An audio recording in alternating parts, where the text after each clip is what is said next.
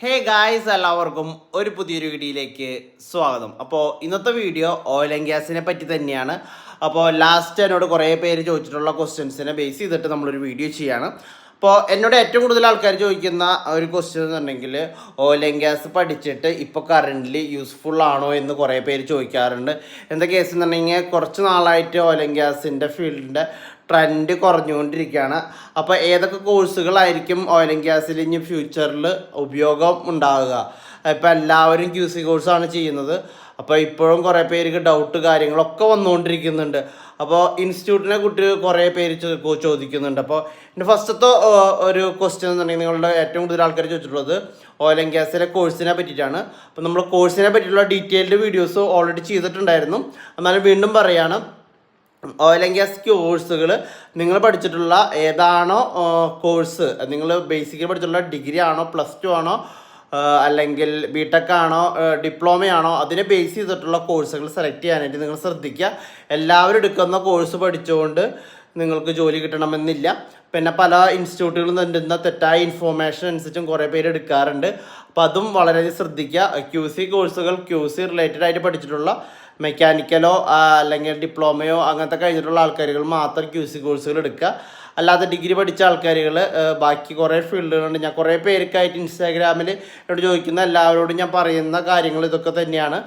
നിങ്ങൾ പഠിച്ചിട്ടുള്ളതും അല്ലെങ്കിൽ നിങ്ങൾക്ക് എന്തിനോട് പോകാനാണ് ആഗ്രഹം ഉണ്ടായാൽ മാത്രം പോരാട്ടോ, അതിന് റിലേറ്റ് ചെയ്തിട്ടുള്ള കോഴ്സ് എടുത്തിട്ടുണ്ടാവണം. എന്നാൽ മാത്രമാണ് നമുക്ക് ജോലി കിട്ടുള്ളൂ. ജോലി കിട്ടിയാൽ തന്നെ ചിലപ്പോൾ ജോലി കിട്ടിയേക്കാം. ജോലി കിട്ടിയിട്ട് ഒരു ഹൈക്ക് അല്ലെങ്കിൽ ഗ്രോത്ത് അല്ലെങ്കിൽ നല്ലൊരു സാലറി വരണമെങ്കിൽ നിങ്ങൾക്ക് അതിനെ റിലേറ്റ് ചെയ്തിട്ടുള്ള എക്സ്ട്രാ ആയിട്ടുള്ള കോഴ്സുകളോ അല്ലെങ്കിൽ സർട്ടിഫിക്കേഷനോ അല്ലെങ്കിൽ അതിനെ പറ്റിയിട്ടുള്ള ഡിഗ്രികളോ കയ്യിലുണ്ടെങ്കിൽ മാത്രമാണ് ഗ്രോത്ത് ഉണ്ടാവുള്ളൂ.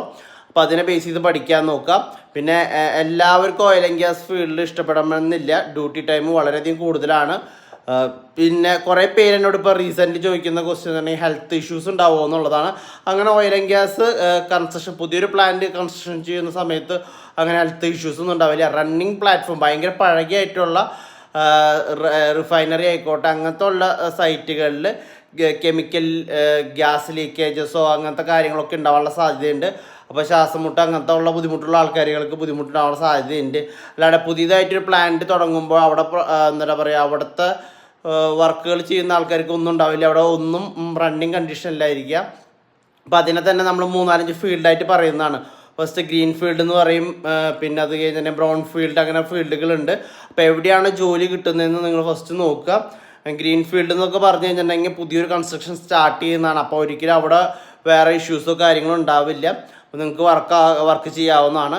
പിന്നെ കൂടുതലായിട്ട് എന്നിട്ട് പറയുക, എന്നിട്ട് എല്ലാവരും ഇത്തിരി കൂടിയും പൊളിറ്റിക്സ് എന്ന് ഉദ്ദേശിച്ച് കഴിഞ്ഞിട്ടുണ്ടെങ്കിൽ കമ്പനികൾ അല്ലെങ്കിൽ വർക്കേഴ്സുകൾ തമ്മിൽ പൊളിറ്റിക്സ് വളരെയധികം കൂടുതലുള്ള ഒരു ഫീൽഡാണ് ഓയിൽ ആൻഡ് ഗ്യാസ് ഫീൽഡ്.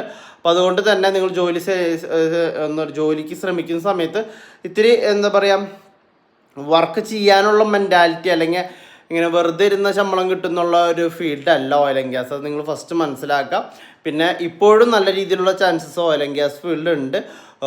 കുറേ മെയിൻ്റനൻസ് വർക്കുകൾ ഇപ്പോൾ ഓയിൽ ആൻഡ് ഗ്യാസ് ഫീൽഡിൽ പല രാജ്യങ്ങളിലായിട്ട് സ്റ്റാറ്റസുകളിലും അല്ലെങ്കിൽ ഇൻ്റർവ്യൂസായിട്ട് നമുക്ക് കാണാൻ സാധിക്കുന്നുണ്ട്. പല നമുക്ക് കൺസൾട്ടൻസിയുടെ ഒരു വീഡിയോ തന്നെ ചെയ്തിട്ടുണ്ടായിരുന്നു. കൺസൾട്ടൻസികളിൽ ഇഷ്ടം പോലെ വേക്കൻസികളുടെ ഇങ്ങനെ മെസ്സേജസും അല്ലെങ്കിൽ അവരുടെ എന്താ പറയുക ഫേസ്ബുക്ക് പേജ്, ഞാൻ ഈ കൺസൾട്ടൻസികളുടെ ബേസ് ചെയ്തിട്ടൊരു വീഡിയോ ചെയ്തിട്ടുണ്ടായിരുന്നു. അതിൻ്റെ ലിങ്കും കൊടുക്കാം.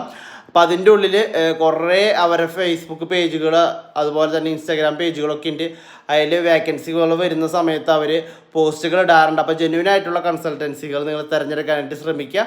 അപ്പോൾ ഫേക്ക് ആയിട്ടുള്ള കൺസൾട്ടൻസികൾ എപ്പോഴും നിങ്ങളുടെ പൈസ കളയാനും, അതോടൊപ്പം തന്നെ നിങ്ങൾ കുറേ പേര് എനിക്ക് മെസ്സേജ് അയക്കുമ്പോൾ തന്നെ ഉണ്ട് കുറേ പേർക്ക് പൈസ കൊടുത്തിട്ട് ഫേക്ക് ആയിട്ടുള്ള സ്ഥലങ്ങളിൽ പൈസ കൊടുത്തിട്ട് 10,000-40,000 കൊടുത്തിട്ട് ഇതുവരെ ജോലി ലഭിക്കാത്ത ആൾക്കാരുടെ മെസ്സേജസ് എനിക്ക് വരാറുണ്ട്. അപ്പോൾ നിങ്ങൾക്ക് ആർക്കെങ്കിലും അങ്ങനെ ബുദ്ധിമുട്ടുകൾ ഉണ്ടായിരുന്നെങ്കിൽ ഒന്ന് ജസ്റ്റ് കമൻറ്റ് ചെയ്യാം. ഇത് കാണുന്ന ആൾക്കാർക്കെങ്കിലും അതൊരു മനസ്സിലാവട്ടെ എന്ന് വിശ്വസിച്ചുകൊണ്ട് നമ്മൾ ഈ വീഡിയോ അവസാനിപ്പിക്കുകയാണ്. അപ്പോൾ നിങ്ങളുടെ ഫീൽഡ് നിങ്ങൾ എന്താണ് പഠിച്ചിട്ടുള്ളതെന്നും എന്തൊക്കെയാണ് നിങ്ങളുടെ എന്താ പറയുക ഏത് ഫീൽഡിലേക്ക് പോകാനാണ് ആഗ്രഹം എന്നുള്ളതും ജസ്റ്റ് കമൻറ്റ് ചെയ്യുക. അപ്പോൾ അതിന് പറ്റിയ സൊല്യൂഷൻസിനെ ബേസ് ചെയ്ത് നമ്മളൊരു വീഡിയോ എന്തായാലും ചെയ്യുന്നതായിരിക്കും. Thank you for watching. By.